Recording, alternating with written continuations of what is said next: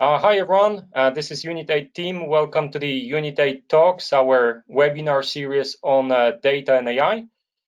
This time we are actually going to be speaking more on the business side rather than the tech topics. And today with me you have our guest, Unit8 CEO, who will be running the session and talking about some of the personal and professional experiences of running the advanced analytics and AI programs, both in the corporate environment and in the startup environment. So bear with us for the next 40 minutes. This session is for you, so feel free to ask questions. Please use the chat panel to ask questions. We'll try to answer on the fly. And if I could introduce Marcin and why is he relevant for the discussion. Marcin is a founder and the CEO of Unit8, a Swiss data and AI solution provider. Marcin has about 10 plus years by now, Marcin, experience in the field. He carries a PhD in machine learning from Telecom Paris Tech, and he actually gathered the experience in the field both from the corporate world, where he was a former leader of analytics and AI at Swisscom, the large Swiss telco provider, and currently running Unit8 and having orchestrated and supervised nearly 50 AI and data projects by now. So with that, I would like to introduce you for the session. Marcin, the floor is yours. Thank you very much, Kamil, for this warm intro. Welcome, everybody. Welcome to all our attendees. As Kamil said, this webinar is meant to be more as a discussion, so feel free to ask questions. We want really to have it as interactive as possible. The goal is to share our experience and basically share with you what we've learned during the course of this numerous machine learning, AI, and advanced analytics projects we did in the past years. So just two words about Unit8. Kamil briefly introduced us, but the company's sole purpose and focus is converting data into value for corporate customers. And we believe this is best done with a mixture of various digital skills, and that's why we assembled what we call a digital native crew. So people who worked for companies such as Google, Amazon, Microsoft, Palantir, Swisscom, or Apple, just to name a few. So that's very briefly about us, and now let's talk about the main topic. So slowly move towards advanced analytics and AI. I think most of the people in the industry agree that the overall impact of those new technologies on the industry is and will be tremendous. Here are some figures provided by McKinsey. And what we find quite interesting is that as projections show, the majority of this impact will actually be realized in the non-digital native industries. Yeah? So we are not talking here about only artificial intelligence used by the digital players, but we're really talking about pharma companies, about finance companies, about insurance, about manufacturing, about automotive, and all other sectors of the global economy. Maybe Marcin, a quick question on this one, because you've been working on the Swiss market, right, for nearly a decade now. So how do you see the adoption of advanced analytics and AI within the Swiss customer base? Mm-hmm. Yeah, so it's obviously evolving. Like, long story short, I would say that we are still somewhat behind the level of adoption that you can see in North America, specifically in US or in Asia. Here, China leading the pile. But this being said, we also see a change in trend since probably 3-4 years.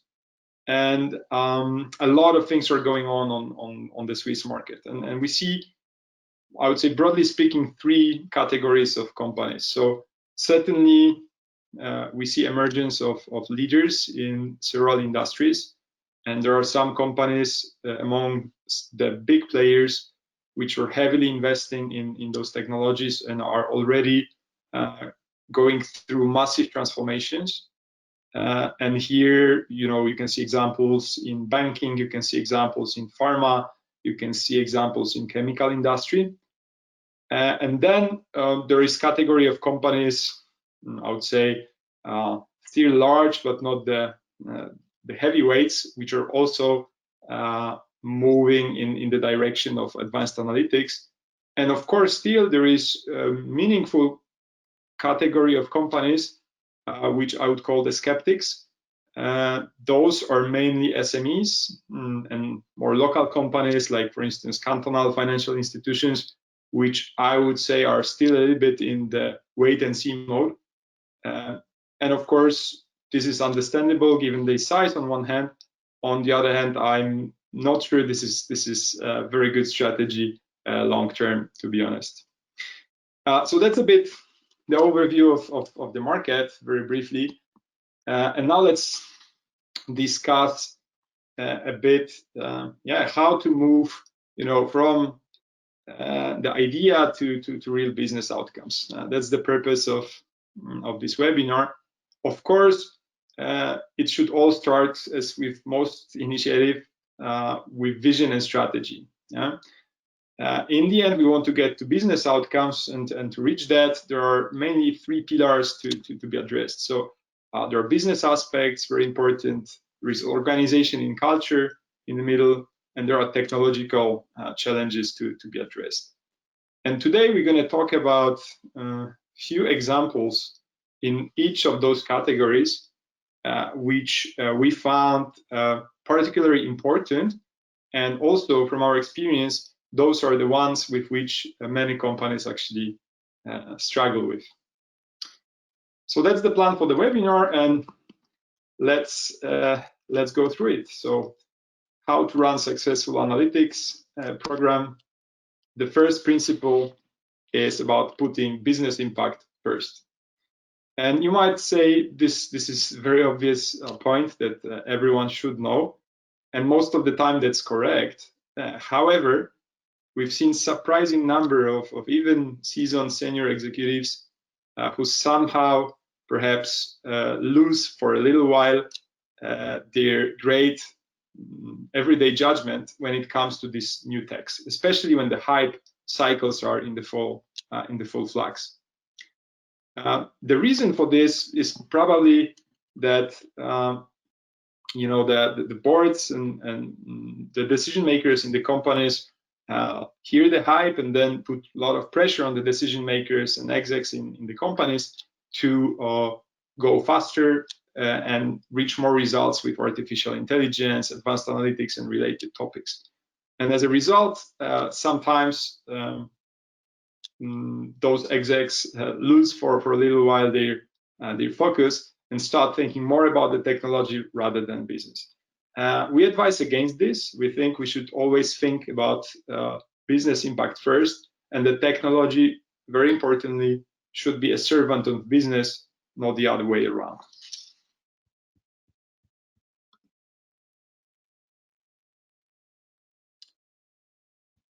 So that's principle number one.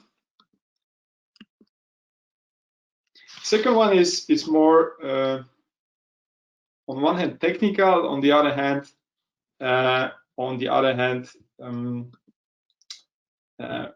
it touches a lot of culture and organization in the company. So it's about treating your data as an asset. And here, this is probably one of the key impediments and slowdown factors for adoption of advanced analytics for large companies. However, the level of understanding of this problem is slowly changing in the industry.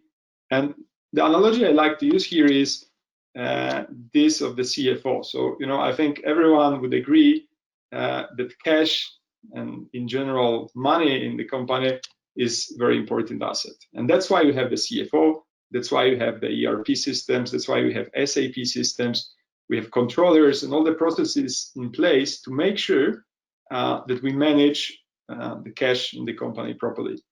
And the same level, or very similar level of attention has to be given to the data if they are really to be treated as an asset.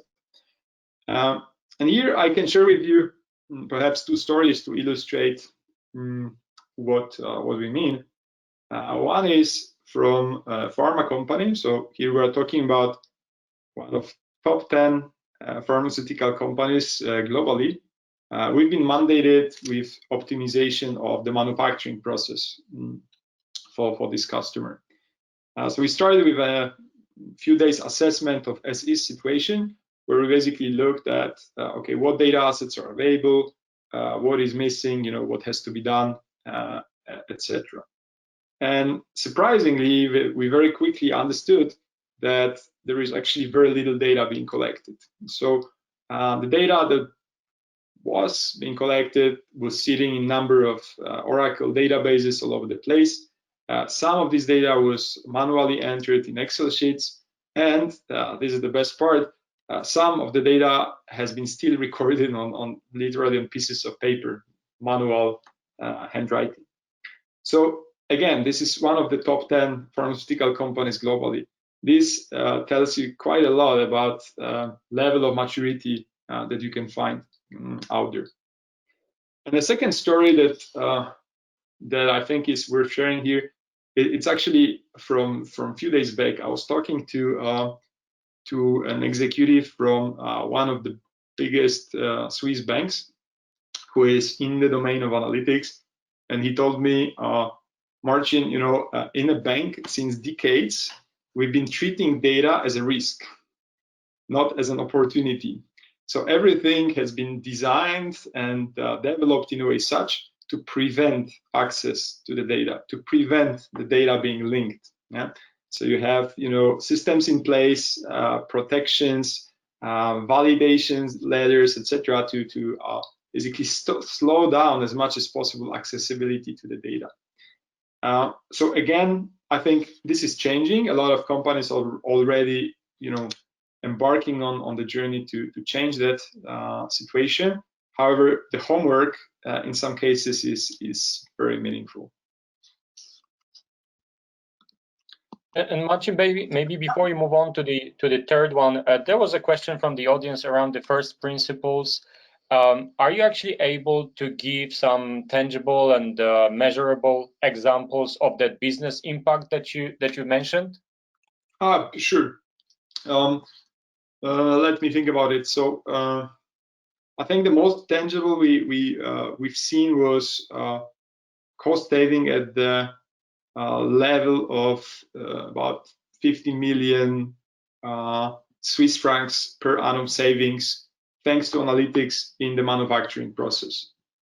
So this was one of probably the biggest savings. Another example would be in finance industry.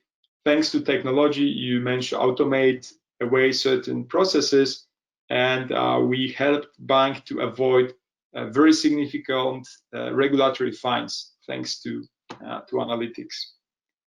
And yet another one, we, for instance, provided a set of tools to a chemical producer, which allowed to cut the time of creation of new compounds by double-digit figures like 10x and plus.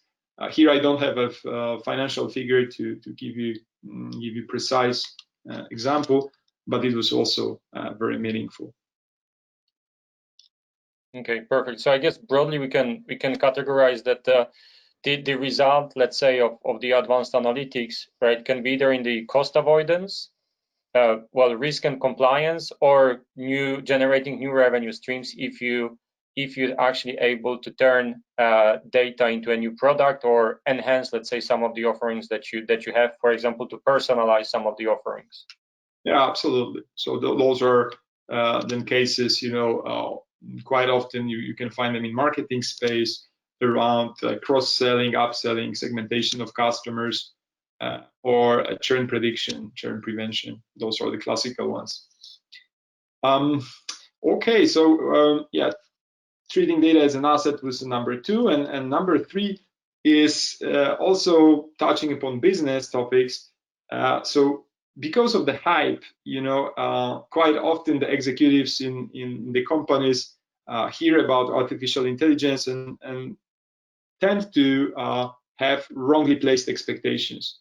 And that's a big issue and big risk for your projects. And that's something that we really advise to proactively take care of during your work. So this means you should invest in managing expectations and also educating the organization about what is possible and what is still perhaps decades away in terms of possibilities of automation and improvements. And here, yeah, I think as far as I remember, Kamil, you had some interesting experiences with this regard with some of our customers. Yeah, obviously. I mean, we can, like Maciej mentioned, there's quite a lot of hype around the topics of advanced analytics and AI, and still some, I would say, education to be done, because at the end of the day, AI is not magic, right? I mean, it runs on the data. So if there's no data, it's pretty hard to actually run any meaningful, let's say, algorithms or any meaningful analytics on top of it. So we've been I guess in these situations when we've been trying to, I would say, make sure that we level set the expectations in terms of what AI can do and what AI cannot do, right? And I guess quite often we've been discussing what are those things that AI can do and will be valuable to get done, right? If you watch the NUNG kind of slides on AI projects, right, the best ones are the ones that live at the intersection of the AI projects that are that are technically feasible, and yet they carry business impact and they are valuable to be done. Cool. Yeah. Thanks, Kamil. So this was number 3, and moving on. This one is a crucial one. So topic of talent and getting the talent right. Here, if you think of all this space, it is still in its maybe not infancy, but we are still in an early stage. And the companies such as Apple, Facebook, and Google are successful with those technologies by and large thanks to great talent they manage to attract and retain. This talent is not always accessible or is very difficult to acquire for more traditional companies. So this is a very, very important topic because quite often, you cannot simply buy a product that will solve the problems we are talking about in SaaS or plug and play mode. There is a lot of customization that has to happen. And that's why the talent aspect is so crucial. And Martin, on the topic, right? Because we're part of that discussion, right? Obviously, with hiring the talent in the data science, in the analytics space, and the different studies show that there's a massive shortage on the market of that talent, right? So yeah, I mean, is there anything different? Has anything changed? Is the war for talent still on? Yeah, like you could also say that's nothing new, right? So we've been talking about war for talent, I think, since decades, and that's true. But I think in the digital space, it really accelerated. So on one hand, as you say, we have a massive shortage of talent. On the other hand, the competition increased because the digital native companies are really doing the very, very best to attract the best and brightest. So I think the scale is completely different. And what we also see, especially for traditional companies, the gap between what the digital native companies and more traditional companies are offering to the employees is just growing bigger. And it's not only about compensation, it's really about the culture, the type of challenges you're faced with, the setup, all those things, which makes it not only difficult for traditional companies to hire, but it's even more difficult for them to retain those people. because they enter an environment and very quickly they tend to realize that it's very, very far away from what they could see if they would have worked for some of the top digital companies out there. So yeah, again, talent, very, very important topic if you embark on this journey. Principle number 5 is again about business. So in our experience, we've seen this several times, that the tech teams and the business teams are speaking different language because they live a little bit on different planets, and this can be a big risk and a challenge for successful delivery of advanced analytics projects. So what we advocate is a role of the business to tech translator. This can be done by one person, can be done by the project manager if he's capable of doing so. This can be done by a team, this can be few people, but it's very, very important to address this proactively and make sure that, let's say, these both words are, seeing eye to eye, and they are really understanding each other well. And here, yeah, again, I think maybe back to you, Kamil, because I remember one deployment where I think we've learned this a hard way. Hard way, yeah, exactly. I mean, so ever since we've been trying to advocate for the business translator roles, right? So like Maciej mentioned, very often, especially for the more traditional companies who are embarking on this journey, like instituting the AI or the advanced analytics role might be somewhat new, right? They bring on new type of talent, they bring a new type of the skill set, and that kind of and those new people very often speak, let's say, a different language, let's put it this way, right? Meaning they speak the language of the data, and very often they might actually, there's a gap in the understanding between the business side and the data side. So we've been on the project where when that actually happened, that our team has been kind of pedaling forward, assuming some understanding of the requirements and the business need from the customer, and yet we realized that we had to actually kind of pause and iterate a few times to make sure that both parties kind of understand each other, because the data people won't move far unless they really understand what are the core business priorities and what are the business requirements. And at the same time, the subject matter experts in the domain might actually not even know what are all of the options that they have in terms of the analytics and AI. So that person who bridges that gap between the world of the business and the world of the data and AI has proven to be successful for a lot of the projects that we're running. Mm-hmm. Yeah, thanks, Kamil, for this one. So yeah, business translators, and principle 6 and last one is actually the technical one, and it's about strong infrastructure foundation. So in principle, analytics is hungry for two things. First, storage, and second, probably more importantly, compute power.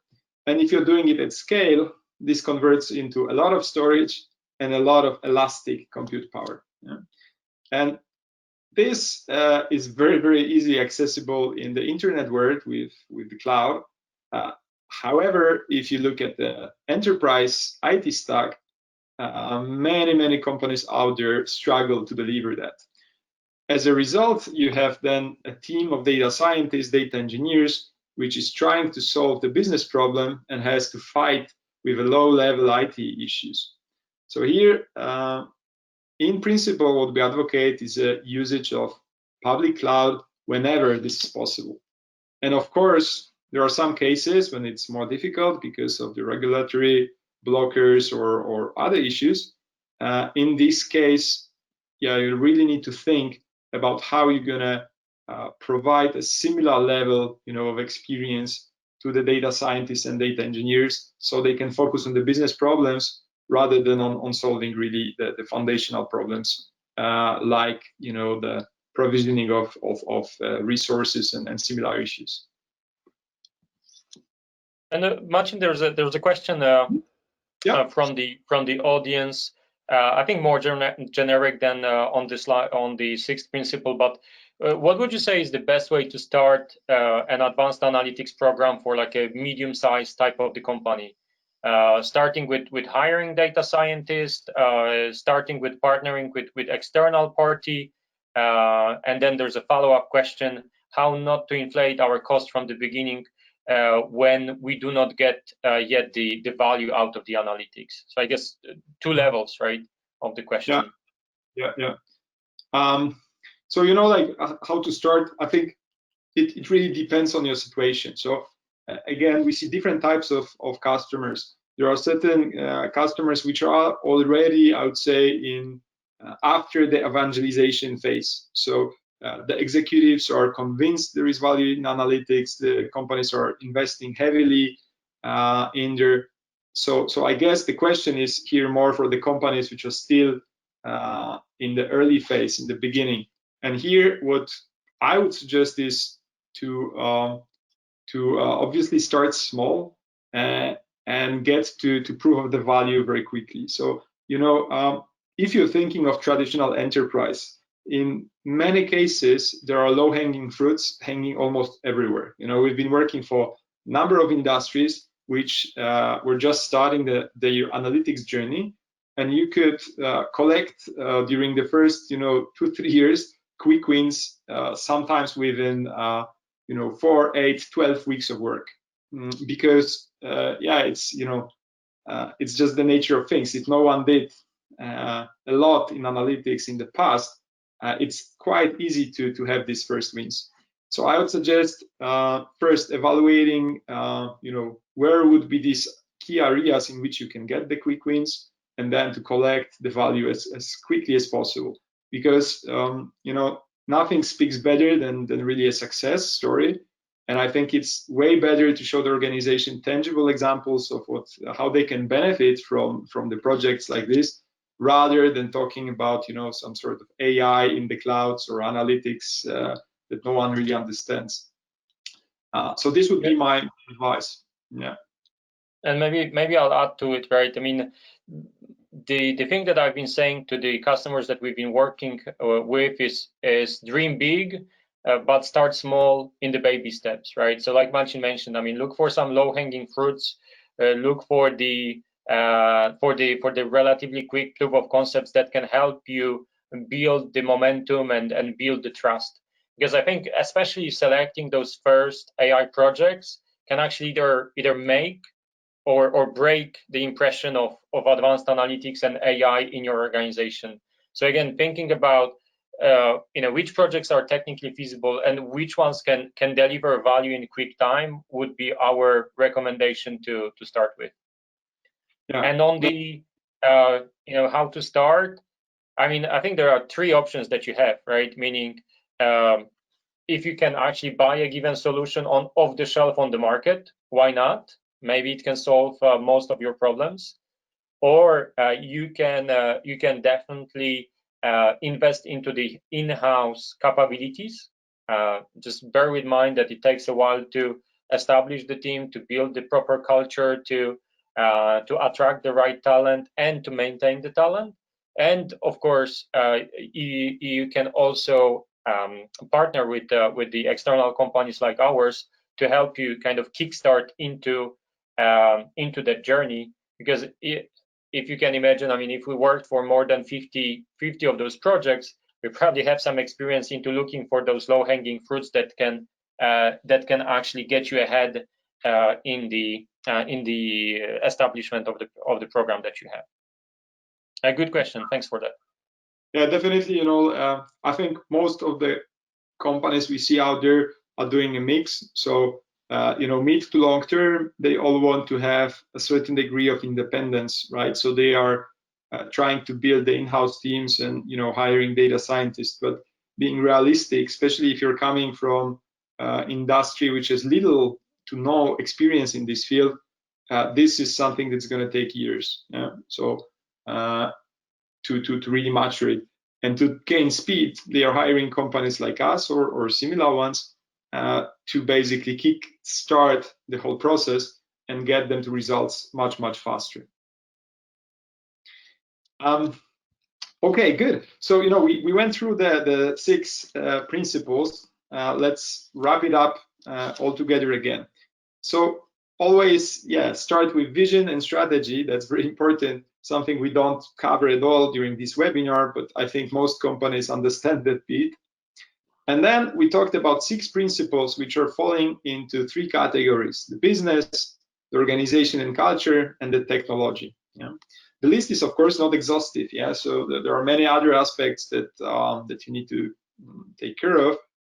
We picked the ones where we see a lot of companies having either misconceptions or apparently struggling. So to go through them again, first, business. Yeah, so you start with business problem. You don't start with technology. You don't start with let's do some AI kind of projects, because it's going to be very likely a big failure. Second, you manage the expectations. So you need to take care of all the inflated expectations you might have in your organizations, and you need to level them up. In your team, you need to have the tech folks, the business folks, and if they are not necessarily super compatible, you need to make sure you have the translators, which can have and wear the both of the hats, so the tech hat and the business hat. In terms of organization and culture, talent, super important topic, not to be underestimated.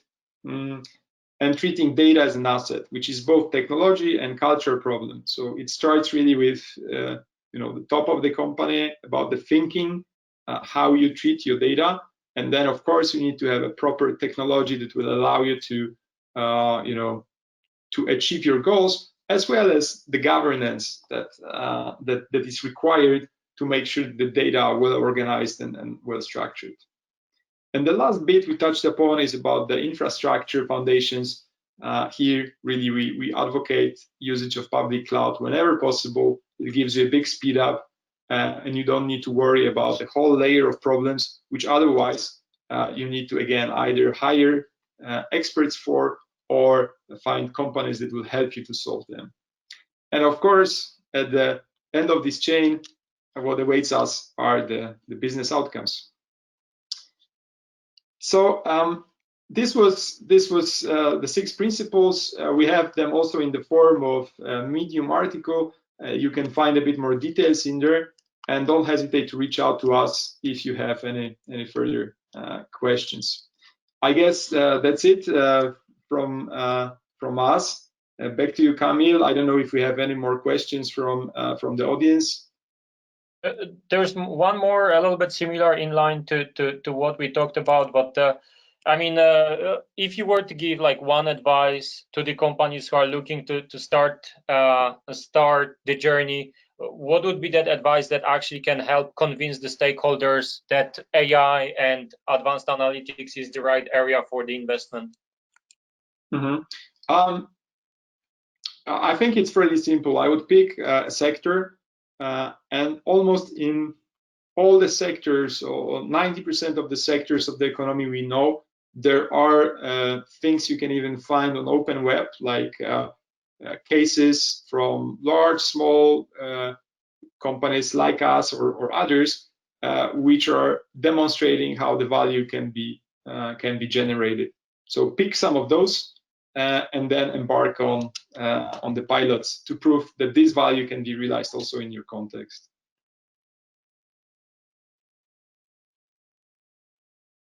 Perfect, thank you. I think we've actually answered all of the questions that there's one more. There's one more. On one hand, it is good to show quick analytics wins. On the other hand, foundational work is often overlooked and underestimated.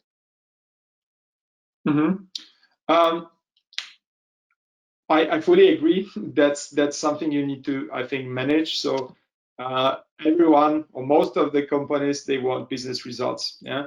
To get to those business results, there is a lot of foundational work that has to happen. What we are saying is not to ignore it. We are just saying that to get the buy-in from the organization to invest in the foundations, you need to start showing the results usually quite fast. Yeah. So the more you're going to show, the more there will be understanding in the company that the foundational work is required. And we see this really happening, for instance, for some of these heavyweight customer of ours, like big pharma, big financial institutions. They started with smaller things, and now they're at the stage when they understand that there is a lot of foundational work, especially on data cleaning, data governance, data management that has to happen, but there is no more convincing needed. They understood it and they are investing in those stories. Mm-hmm. I think by doing the POCs, you can get the company to this point where less convincing is needed, and then you can really solve the foundational issues. And I guess Martin from Ernst, from my experiences, I've seen that quite often, like Martin was saying, we either the companies or the companies jointly with us deliver on 2, 3, 4 standalone cases, and then we start the discussion around, okay, so what's the data platform, right, that might be needed in order to scale it, right? Because the successful cases means more users. More users means that you need to have the infrastructure. You need to probably think about some data platform. You need to think about the data governance and all the processes around it. So it's kind of like a step-by-step approach. But what we're seeing actually is that the more value you deliver upfront, the more time you later on have to invest in those foundations. And there are some really cool examples from the Swiss industry that we've seen recently, that like one of the companies we worked with decided to actually send all of the manager and above people in the organization back to the university for the data science and advanced analytics for managers trainings, right? So that actually shows that the company understood the value because of some of the first projects, and now they invest in the platform capabilities, but also in the people education and kind of elevating the skill set of pretty much all of the managers and above in their organizations. Not sure if that gives you enough of the overview, but that would be our take in here. Yeah, so perhaps to wrap it all up, again, the list is not exhaustive. I think we just scratched the surface of a lot of quite complicated and challenging sometimes topics today. But the goal was more to raise a bit your awareness and perhaps to raise also your appetite for more. And in case you would have any more questions or comments, really feel free to reach out to us. We will be super happy to give you more information. And Marcin, given let's say some of the questions that we had from the audience, I copy pasted one more slide. If you could switch to the next slide. Sure. You mean this one or no, the next one? That one. This okay. One. So the previous webinar that I actually had the pleasure to deliver was talking about kind of kickstarting into an AI journey. So I was giving a methodology that we use at Unit8 to help our customers kind of evaluate the initial ideas or how to look for those low-hanging fruits. So if you would like to review, the recording is posted on YouTube. I did put the link to chat. Feel free to view, and hopefully you'll find the methodology useful. Mm-hmm. I think, Marcin, thanks a lot for delivering this session. I'm hoping it has been useful for our attendees. To everyone on the call, thanks for joining. Thanks for spending your either lunch break or the time right after your lunch break. Follow us on social media. We try to help close the knowledge gap in the area of AI and data analytics. Quite often you'll see us publishing the videos, the articles on the topics. With that, thank you for joining. Have a good afternoon, and see you somewhere. Take care. Thank you so much. It has been a pleasure. Take care.